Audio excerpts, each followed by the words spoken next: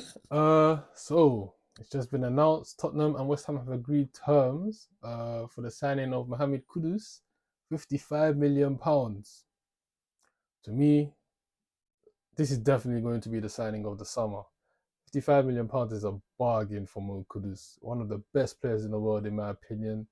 We're just gonna quickly react to a video SVMM have uploaded, a compilation video.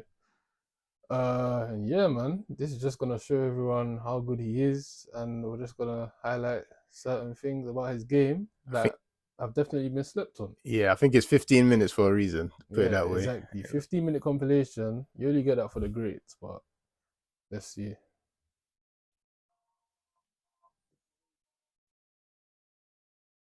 Look at that, effortless, effortlessly just driving past players. Or got the flair to his game as well. Look at that. Is Winning the it? ball. That's it. This year, before we even like look at the rest of the special stuff he can do, oh, good goal. That winning the ball there, that's the thing. People don't get it with him. They don't get it. They honestly don't. He's elite at winning the ball for an attacking minded player. Yep. I think when people see him actually start playing as an eight, that's when everyone will start seeing, okay, he's got a lot more to the game, more to his game than they realize. Mm-hmm. He's a complete player. He's got everything, Yeah. absolutely See, everything. see clips like this, right, where he's driving through the center of the pitch. Rare, rare. How many other players in the world can do stuff like this so effortlessly as well? Mm-hmm. West Ham fans have the audacity to try and tell me he's not their best player. Come Look, on, man.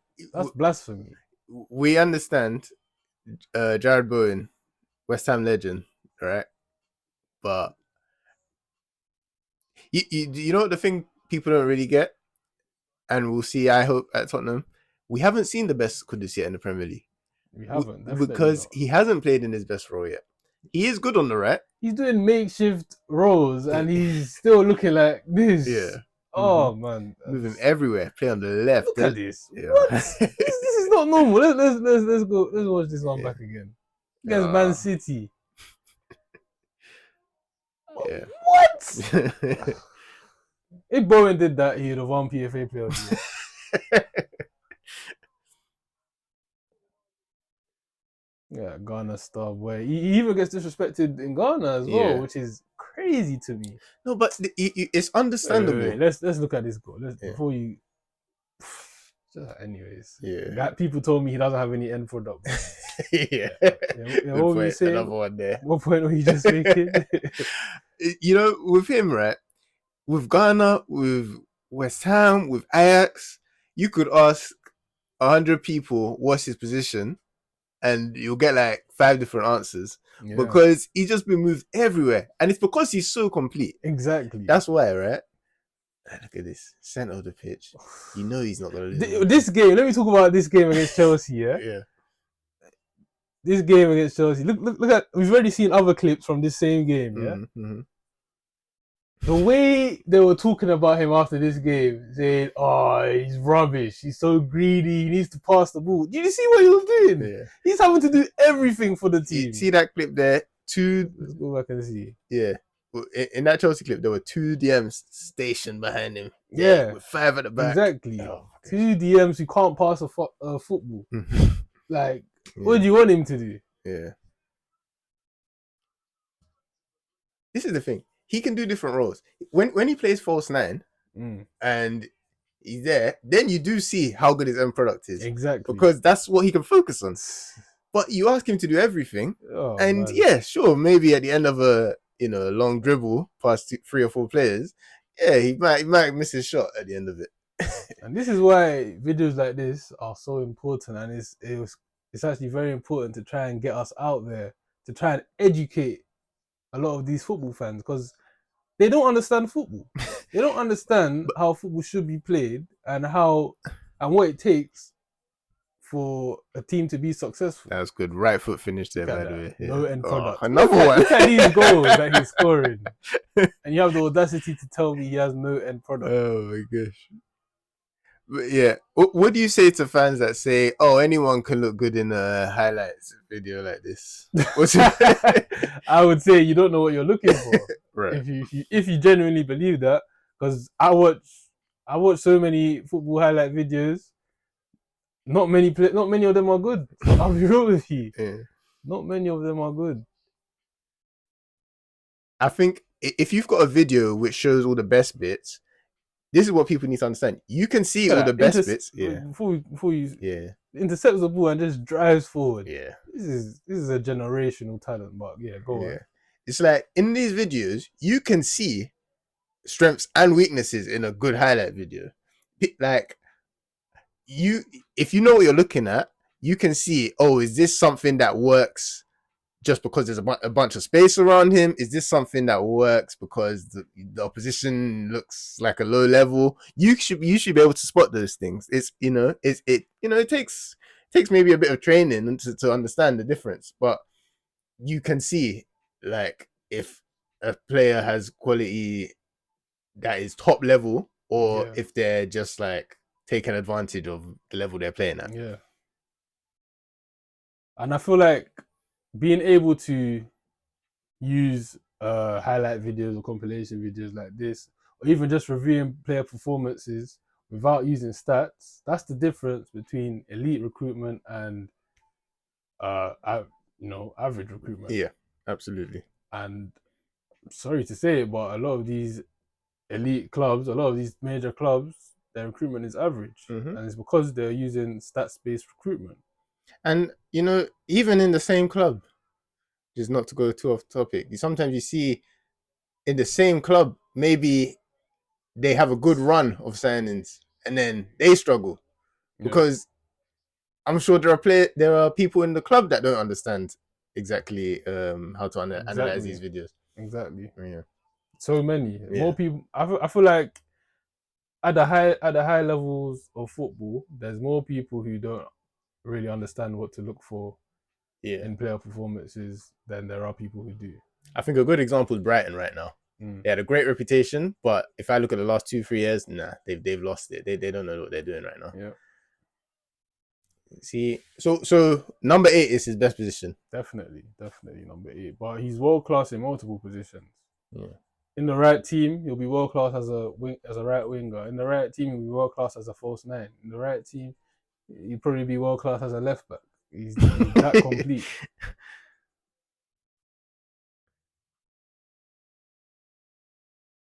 And how do you see him fitting into this Spurs team? I generally think they'll probably play him as a right winger, but I think ideally he should be played as a centre mid, as a number 8 in their team, alongside perhaps Sarr and one of Bergvall or Madison.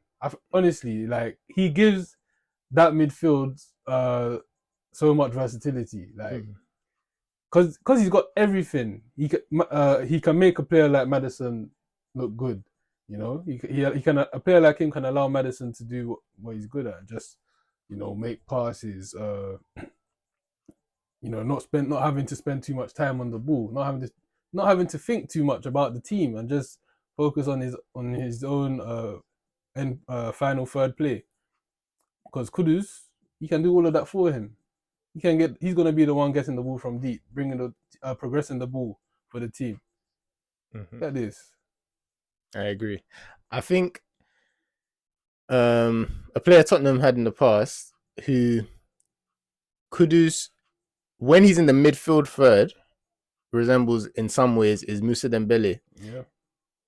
But he's a better player than him. Yeah. And I was a big Moussa Dembele fan, but what he can do when he's a number 8 and what we haven't seen much of at West Ham is he can hold on to the ball, pick up the ball in different directions, and change it from defense into attack quickly. Yeah. Take players out of the game and still have, play the right pass. That's what I think, that the stuff in the final third is what he has over Dembele, for example. Because he's just got that extra. He's another level in my opinion. Yeah. But yeah, I agree. I think if he does play on the right, I think he can do well at Spurs, right? I think it, depending on the system. But when I look at what Spurs struggled with last season, the end of the season they were playing midfields like Bentancur, Bergvall, and Madison together, right? Individually, I think they're all decent players. I think Bergvall can be a very good player in the long term, but that's not a balanced midfield.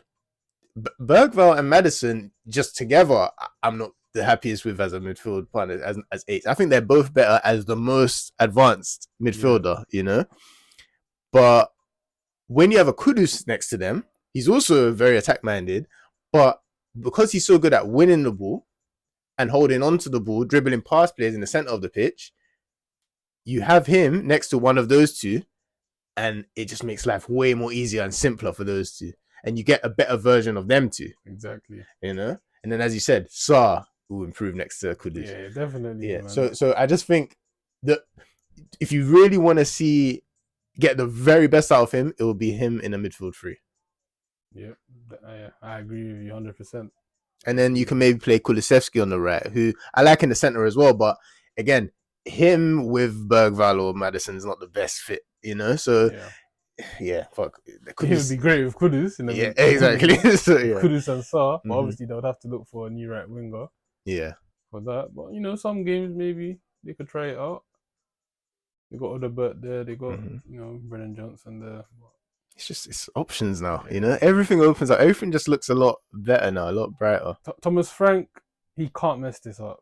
He cannot mess this up. Like they've given you a gold man here with Kudus.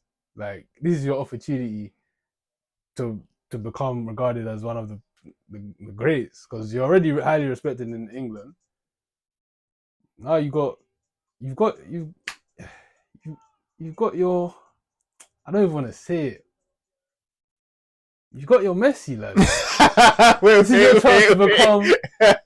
This is your chance to become Pep. Wait. I'll be jumping out. The window. You've got your Messi. This is your chance to become Pep. You're doubling down. Don't ruin it. I'm doubling down.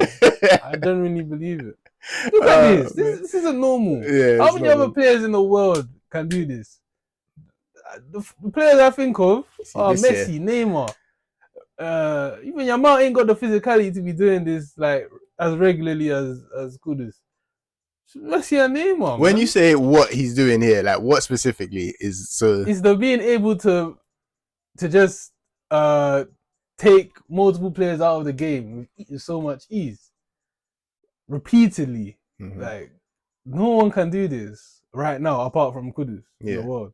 And that's why it's such a waste when he's there and you've got maybe one other attacking player after he's taken out all of those players on the pitch, because then you can't take advantage of it. If no end product. The guy made the goal. He made the chance himself, and he ended it himself. We've seen screamers. We've seen free kicks. We've seen bicycle kicks. We've seen great crosses in this video. Oh my gosh! This is why I hate like goals and assists being used to judge players, because a player, all they have to do is just wait for everyone else to do all the work for them and just be there to score tap-ins, and then they're being lauded as the best player. Yes, they're getting all the credit. A player having goals and assists doesn't tell you why they have goals and assists. Yes, and that's the basic thing that people have to understand. If you do that, you won't be surprised when a player who scored 30 goals the next year scores 5 or 6, and you won't have to start saying, "Oh, maybe he's had a mental breakdown," or maybe he's, no. Maybe if you understand football, you will look at it and you'll say, "Oh, yeah, this makes perfect sense." Yeah, exactly. Oh, look at this, man.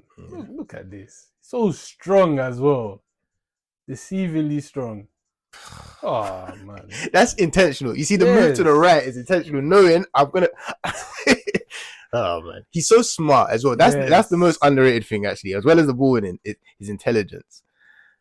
Because, like, there's players who will see... they'll be highly regarded because, they have tricks and stuff like that. People will say, their footwork is crazy when they're on the wing, They're not having to evade three guys in the middle of the park and get through them. But this guy and has got and it. Oh, and that, honestly, and that is why I want to see him in the middle as well, yeah, because that's when you really get to see all of this stuff. exactly. You know, the fear with a player like him, we've seen it already at West Ham, is he gets kind of Paul Pogba-fied. He, you know, he's so good at so many things. You ask him to do everything, Yeah, and you don't even, by doing that, you don't get the best out of him, right? exactly. Look at this Yeah. man. Like what we saw for West Ham, Oh, I didn't look at have to this. watch the game to know if something was going to work or not most of the season. I just look at the lineup and I say, well, yeah, they're going to struggle. Kudus is going to have to do loads, you know. He was playing on the wing like 90% of the games, Mm-hmm. and the midfield was consisting of Suchek, Edson Alvarez. Come on, these players can't progress the ball. Yeah. He literally has to do everything himself Yeah. from the wing. What do you expect from him? If you set up a team perfectly, right, with balance, you can have a situation where you have Kudus, then you have a front three and another advanced playmaker in midfield, all at the same time. So when he beats all those guys, he then has someone to play it to. You know, in the Yeah, final third, loads of options, yeah. and it still works because he's so good at so many areas of football. Yeah.